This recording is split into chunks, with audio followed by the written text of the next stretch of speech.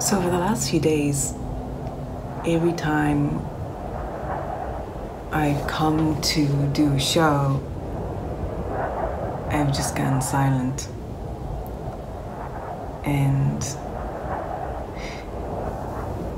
it's probably because the healing here has just been so immense, and because I have such a desire to share from the miracle that I'm not even sure what to say, because I don't have the words to bring together even what I've received. It's too early almost to share the insights because they have to take hold. And it reminds me of one of the things Jesus says in the Bible about if you pray, pray in secret. And if you fast, let no one see the oil on your head. You know, don't be doing things for show. And that's kind of ironic when you have a show that's about forgiveness. And so I felt just to come today and come into the deeper purpose of why I'm doing this and why you're doing this, and that's to drop into this presence. Because I sat in my bed this morning, having spent many hours last night, witnessing to the most beautiful healing with someone. And I just felt this epic contentment and peace and joy and reverence and stillness.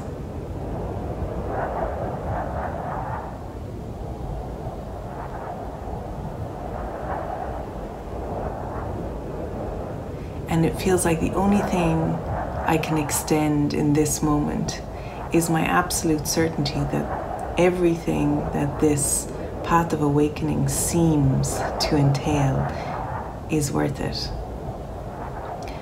I watched Kung Fu Panda last night, and Kung Fu Panda, also known as Po, stands before his master, and his master goes, "Why didn't you just leave? You know I was trying to get you to leave. You know I was trying to be mean to you."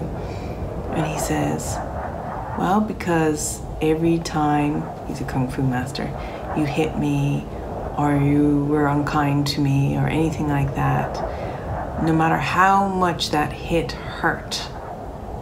the self-concept, it was 1,000,000 times better than having lived my life before making soup." Basically having lived his life where he didn't feel he was answering his calling or in purpose. And it just was really heartwarming to remember just how valuable it feels to embark upon whatever your call is, to simply say yes in this moment. And there's nothing that can stop you saying yes to your calling in this moment, because whatever you are called to do, however you are called to be, you are perfect for it right now. Absolutely perfect. And there's no other way you need to be. There's nothing that needs to change. There's nothing you need to improve before you can say yes. You simply come as you are. Because the one that's answering the calling, the one that's been laying dormant in your awareness, is not a person. And it is the yes and activation of that self that brings the joy and happiness, and suddenly the lack of care and attention and super consciousness of this small self that's complaining and has comfort zones and everything, because you are just like lit from within. And so whatever the hits of the day that are coming to your self-concept, they are nothing compared to the fire that is alight within you, and the truth that is shining from deep in your heart to say, "I am alive, I am here, and I am open and available for the miracle." Nothing can compare to that. And so what happens is that like almost like everything else external to you gets toned right down. For a while it seems like it gets toned right up, but then it gets toned right down, because this presence that all your attention and focus is on now is so hot, hot for God, is so just immediate and all-encompassing and consuming, that this this really just doesn't cut it anymore. Whatever it is, you can put your attention on anything that is for you in the moment, but it's a bit like, yeah, you got nothing on me now, because this is where I live. This is where I'm lit, alive, passionate, devoted, and from where I will transcend.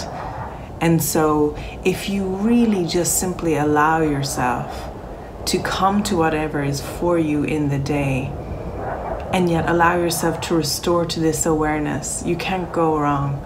There's nothing you can mess up, and there's nothing you can't do, even your podcast. If one is needed, it will come through.